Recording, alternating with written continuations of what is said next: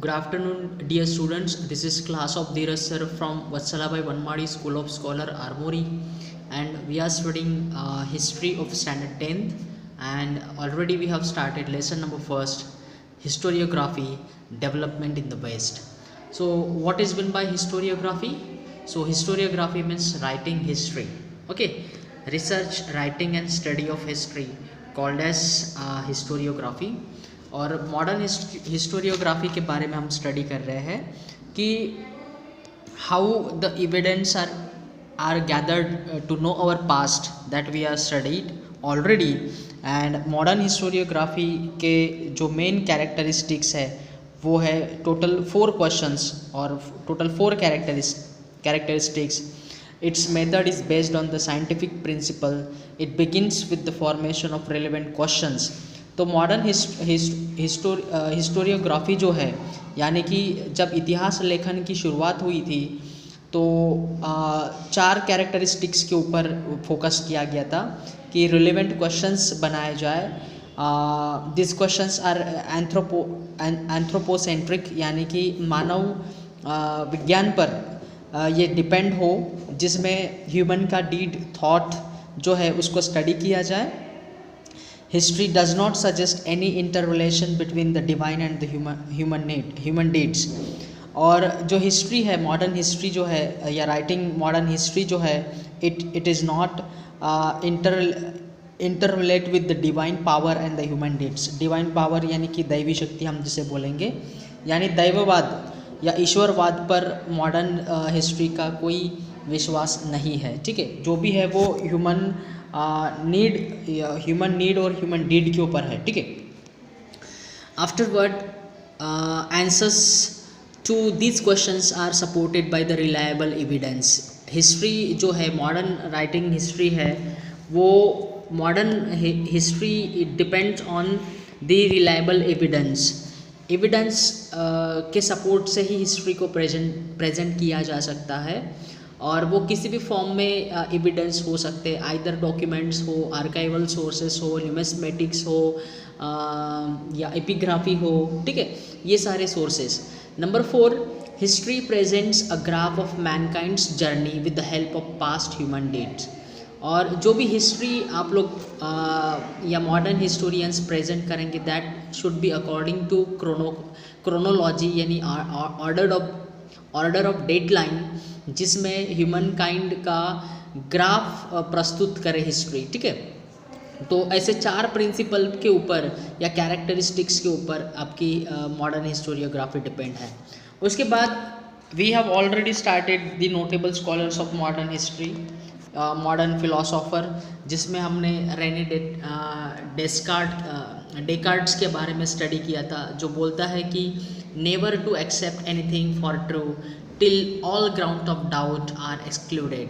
यानी कि जब तक हमें किसी भी ट्रूथ इवेंट या फैक्ट्स पर विश्वास नहीं करना चाहिए जब तक हमारे पूरे डाउट्स क्लियर नहीं हो जाते।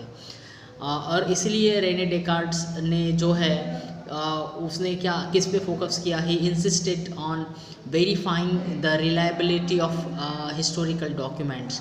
यानी कि जो भी एग्जिस्टेड डॉक्यूमेंट्स है, हिस्टोरिकल डॉक्यूमेंट्स है, उसको अच्छे तरीके से वेरीफाई करने के लिए फोकस रेने डेकार्ट्स ने किया है। ठीक है, afterward we have started Voltaire के बारे में हमने देखा था।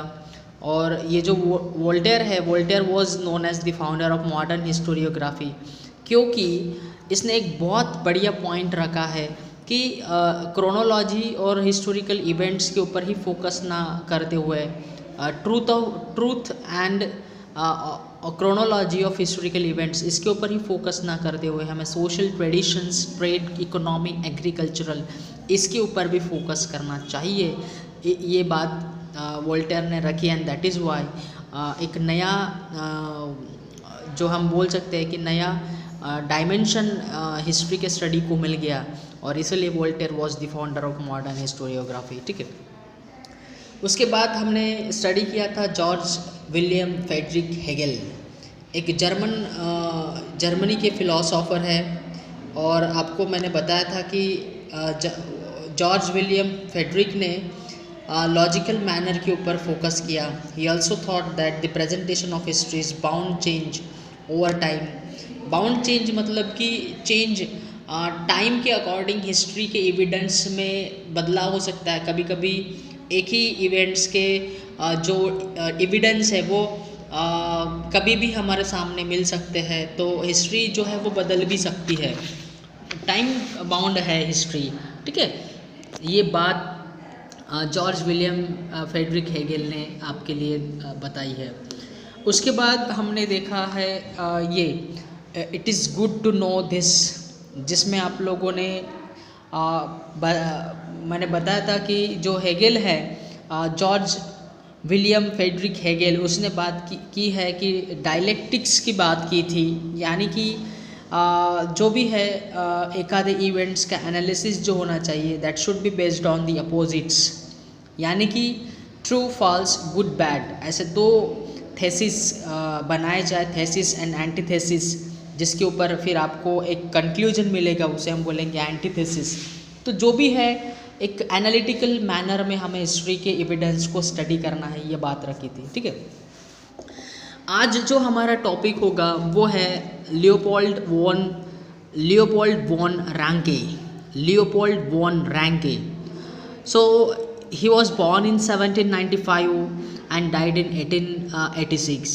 So historiography of the 19th century was greatly influenced by the thoughts of Leopold von Ranke of Berlin University.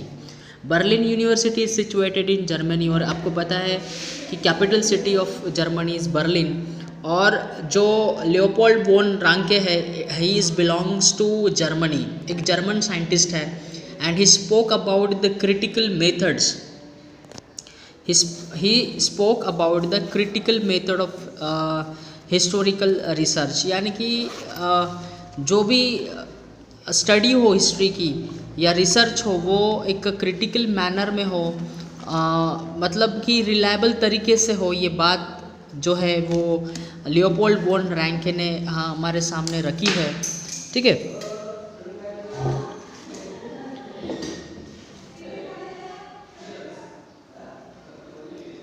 He put emphasis on the utmost importance of information gathered through the original documents, यानी कि अगर आपको Leopold von रांके के बारे में लिखना है कि how he stated to know the past, तो इसने एक बात बोली है कि he put emphasis on the utmost importance of information gathered through the original documents, या जो भी ओरिजिनल डॉक्यूमेंट्स है उससे जो इन्फॉर्मेशन मिलती है उसके ऊपर हमें फोकस करना चाहिए, उसको इम्पोर्टेंस देना चाहिए। He also stated that all types of documents associated with a historical events need to be examined with the greatest care। जो भी हिस्ट्री से एसोसिएटेड या रिलेटेड डॉक्यूमेंट्स है उसको हमें एग्जामाइन करना चाहिए, वो भी कैसे, ग्रेटेस्ट केयर के साथ। He believed that with this method it was possible to reach the historical truth. He criticized imaginative narration of history। एक जो कल्पना है, कल्पना के ऊपर सिर्फ एक आधे इवेंट के बारे में या ट्रुथ के बारे में सिर्फ इमेजिनेशन करना, इसके ऊपर उन्होंने बहुत ज़्यादा क्रिटिसाइज़ किया है, आलोचना की है।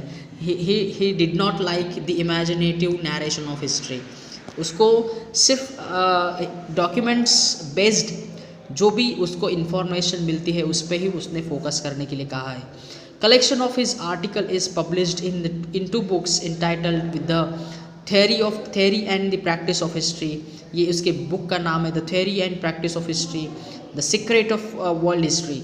ये आपको नोट डाउन करना पड़ेगा क्योंकि 1 मार्क्स के लिए आपको ये पूछा जा सकता है, ठीक है। सो इस तरह से हमने देखा है Leopold von Ranke is focusing on the information gathered through the original documents with the greatest care, ठीक है। और he oppose the imaginative narration of history. इसको इमेजिनेशन पसंद नहीं था हिस्ट्री के रिसर्च के लिए, ठीक है। उसके बाद हम देखेंगे कार्ल मार्क्स। कार्ल मार्क्स एक जो है वो 19th सेंचुरी के, यानी कि लैटर हाफ 19th सेंचुरी के फिलोसोफर है और बहुत फेमस फिलोसोफर है। कार्ल मार्क्स, ये भी जर्मनी, बॉर्न इन जर्मनी ही है, ठीक है, and died in United Kingdom, that is in London. So Karl Marx जो है, Karl Marx is the greatest philosopher born in the latter half of the 19th century. A new school of thought arose keeping in view the new thesis formulated by Karl Marx. एक नया आयाम history के research को मिला है, और वो कौन सी बात इन्होंने बोली है वो देखते हैं।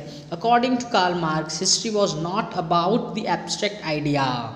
तो कार्ल मार्क्स ने बोला है कि जो हिस्ट्री है, it is not about the abstract ideas. Abstract idea जैसे कि आप लोगों को पता है कि इमोशंस है ना, इमोशंस जो है वो दिखते नहीं है, वैसे ही जो हिस्ट्री है, हिस्ट्री आपको दिखती नहीं है, फिर भी हम उसे एब्स्ट्रैक्ट आइडिया की तरह रिसर्च नहीं करेंगे, क्योंकि ये इवेंट्स है, ये लिविंग पीपल का इवेंट्स था पास्ट का, तो इसको एब्स्ट्रैक्ट आइडिया की तरह स्टडी करना ज़रूरी नहीं है, ये ग्रेटेस्ट केयर के साथ इसको स्टडी करना ज़रूरी है।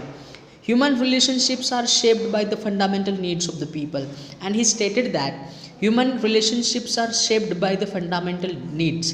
जो भी हमारी मूलभूत ज़रूरतें हैं उससे हिस्ट्री रिलेट करती है। Human relationships are shaped by the fundamental needs of people and the ownership as well as the nature of prevalent means of production to meet those needs. जो भी fundamental needs of the people है और ownership और the prevalent nature of the production है, यानी कि जो भी रिसोर्सेस है या जो भी उत्पादन है समाज में होने वाले या जो भी ओनर है, इनसे रिलेट करती है हिस्ट्री, ठीक है। क्यों इनसे रिलेट करती है? देखिए, the accessibility of this means to different strata of the society may not be equal.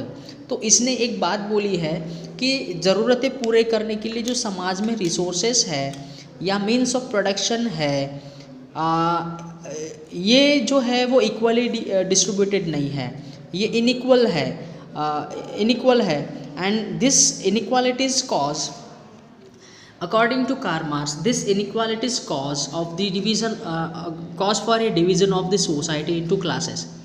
तो कार्ल मार्क्स ने यही बोला है कि जो भी रिसोर्सेस है उसका डिवीज़न सोसाइटी में इनइक्वल है, और इसी के वजह से सब सोसाइटी में क्या होता है कि लोगों में गरीबी और अमीरी बन जाती है ना, जो फाइनेंशियल गैप बन जाती है। According two marks, human history is the history of the class struggle.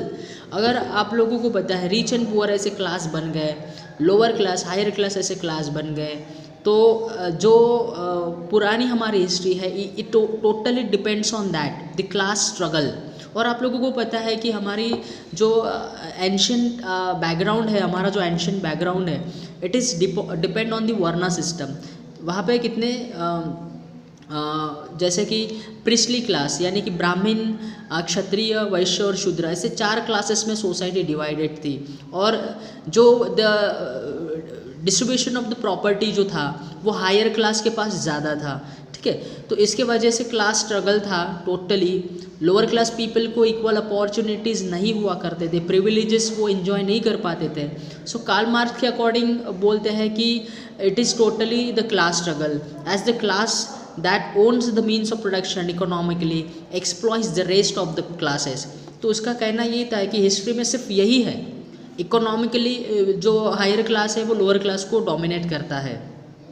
और इन्होंने दास कैपिटल ट्रेटिस रिटन, ये जो ग्रंथ है उनका, ये बुक है Das Kapital, written by him, is the most referred book all over the world. और इन्हीं के हिस्ट्री, इन्हीं की फिलॉसफी को दुनिया आज फॉलो करती है कि जो प्रॉपर्टी का इक्वल डिस्ट्रीब्यूशन होना ज़रूरी है, क्योंकि इतिहास में तो यही हुआ है।